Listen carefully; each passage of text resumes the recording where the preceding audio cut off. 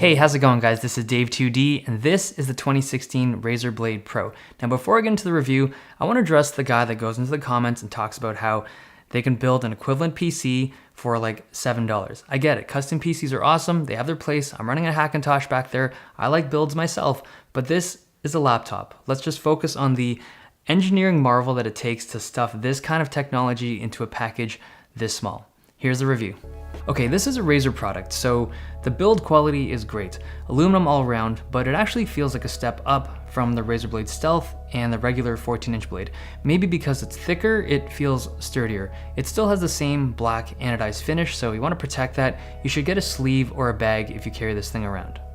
The port selection is okay for a 17-inch device. It has Ethernet and 3 USB 3s and HDMI 2.0, and it has an SD card reader. There is a Thunderbolt 3 port, but there's only the one. I wish there were more because on a device like this, you kind of want it to last as long as possible, and USB-C is the future, but yeah, there's only the one. This uses a 17-inch IGZO touch panel. It has excellent color gamut and accuracy. Visually, it's actually one of the best screens I've used on a laptop for content creation. It's nice and big, pretty bright, and it supports G-Sync at 60 frames per second, so games look really nice on this thing. The 2-megapixel webcam up top looks like this. The keyboard is a mechanical keyboard and it's very tactile, but I wouldn't say it's as enjoyable to use as a regular mechanical keyboard. People tend to fall in love with those really easily. This keyboard isn't like that. It has good travel, but the response on the keys aren't as snappy as you might expect. I still like it a lot, especially with the individually lit keys, but I wouldn't call it like the universally best laptop keyboard. Most people will like it, but there are some people that won't. There is one issue I have with the layout. When I'm trying to type a question mark, I often press Shift up instead of Shift question mark because of the location of that up arrow. Aside from that though, it's a great keyboard. The trackpad is good. It uses Windows Precision drivers, so that's a win. Great texture and button mechanics. Having it located on the right is really weird at first. You do get used to it pretty quickly though. There are media keys and a programmable scroll wheel here. I have it set to control the volume because I like being able to adjust game sound on the fly. Like if I'm the last person left on my team and it's 1v1 time, I gotta focus, right? I gotta get my game on, so I crank up the volume real quick to listen for footsteps a little better. And I usually still get owned, but seriously, it's a really cool feature. And as usual, you can customize all of this stuff through software. The lighting, the key mapping, how the scroll wheel functions, all of it can be controlled through Razer Synapse. But I've said this before, RGB lighting is cool, and Razer actually does it the best, but the novelty of it wears off relatively quickly, so don't purchase this thing just because it looks really cool. You probably won't though, because the price tag is $3,700 at the base model. That's expensive. It's expensive for a laptop. It's even expensive for a laptop from Razer. But with that price tag comes some really good components on the inside. The RAM is soldered on, it's running 32 gigs. Now my video edits aren't crazy complex or anything, but I haven't been able to max it out on RAM usage. There are 2 SSDs, they're upgradable, and they come set up in RAID 0 out of the factory. It's super fast, faster than the 2016 MacBook Pro. Granted, it is RAID 0, but even if you ran the 2 drives individually without RAID, they're still very fast.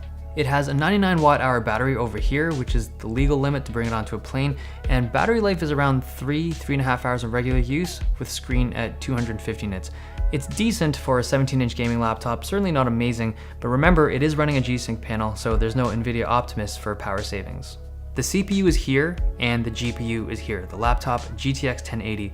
This graphics chip fitted into a system this thin is why the price tag is so high, because it's incredibly difficult and expensive to do this properly. This is why Razer is the only company to have a GTX 1080 in a laptop this thin. Performance is obviously really good. In terms of video editing, the GTX 1080 is faster than any other laptop GPU I've used, but Adobe Premiere has its limitations with GPU acceleration. We're not getting massive performance gains over something like the GTX 1060 or even something like the 960M, at least not with GH4 footage. Now, if you're working with Red RAW footage, the difference is more noticeable. Using 5K RAW footage from the Scarlett W, the GTX 1080 starts to show some bigger gains.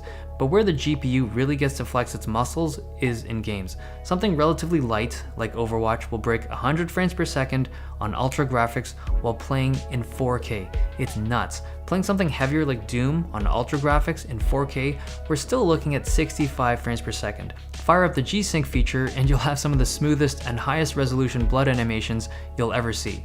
For really demanding AAA titles, playing at 4K is possible, you just won't have the best frame rates. Far Cry Primal on Ultra at 4K isn't a very smooth experience. I'd recommend switching to 1080p here. And then really heavy stuff like Witcher 3, you'll need to drop down to 1080p, but when you do, you'll get around 75 frames per second on Ultra. This is with Hairworks on. The hardware in here is very powerful and will easily handle VR. It has 3 fans, 2 of them to cool vapor chambers and then 1 of them to circulate air internally. On idle, this thing is surprisingly quiet. It's nearly silent, which is crazy considering that there's a GTX 1080 in here. When you do more CPU demanding stuff, so something like Adobe Premiere, fan noise is louder but still very tolerable. But when you're playing games and the GPU is going full tilt, it does get pretty loud. You're gonna want headphones. But one thing I noticed about this fan system, when you quit a game, normally, like on a lot of other gaming laptops, the fans will still spin for a minute or 2 after you've quit the game, just kind of cool everything down. Not this laptop. When you finish playing a game, the fans ramp down almost immediately, and I really like that. The CPU and GPU temperatures are good, even on stress tests. Externally, the temperatures are also very comfortable. It's actually way better than I thought it would be. Razer did an outstanding job on thermals here. The speakers are noticeably better than the 14-inch Razer Blade. They're definitely louder and the bass is cleaner. You're getting audio firing up and out of the sides, but during games, if you need to hear positional audio, you still need headphones. The fans will drown out the audio details. The AC adapter is 250 watts and it's pretty slim. It'll fit into your bag nicely. So with the 2016 Razer Blade Pro, you're getting one of the best built laptops on the market. Super powerful, super thin. The 17-inch touchscreen is fantastic for content creation and gaming. The mechanical keyboard isn't as clicky as you might expect, but it's still really good.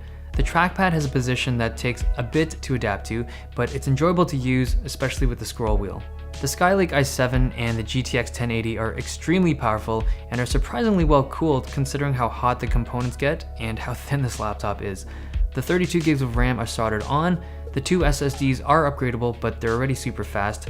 The 99 watt-hour battery is big, but you'll only get around 3 hours of battery life. Now, is this thing like the best value in gaming laptops? Hell no. But you are getting a very unique product in this market space. No one else is building a laptop this powerful into a chassis this thin. Literally no one else is doing it. Apple, I mean, they're all about thin right now. They're not doing it. Alienware's not doing it. Gigabyte's not doing it. This is literally the only one that has a GTX 1080 in something this thin. So if that's what you're looking for and you have the budget, go for it. You won't be disappointed, but for everyone else, there's probably a better laptop that's a better fit for you. That's the end of this video. Hope you guys liked it. Thumbs if you liked it, subs if you loved it. It's been nice. See you guys next time.